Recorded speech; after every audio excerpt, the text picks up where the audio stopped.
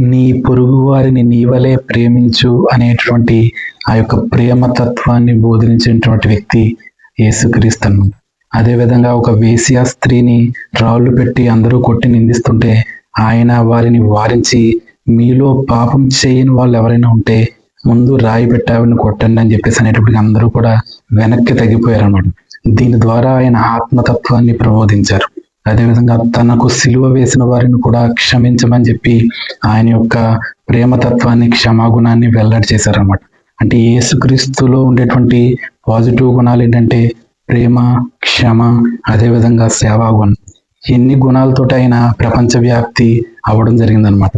ఆయన యూరోప్ దేశాల్లో పుట్టకపోయినా సరే యూరోప్ కాంటినెంట్ అంతా కూడా ఆయన మతాన్ని అనుసరిస్తున్నారు. అదేవిధంగా అమెరికాలో పుట్టకపోయినా సరే అమెరికా, ఆస్ట్రేలియా లాంటి దేశాల్లో కూడా ఆయన యొక్క బోధనలు అనుసరిస్తున్నారంటే ఆయన యొక్క ఖ్యాతి, ఆయన యొక్క పాజిటివ్ దృక్పథం ఏంటనేది మీకు అందరికీ కూడా అర్థమవుతుంది అనమాట.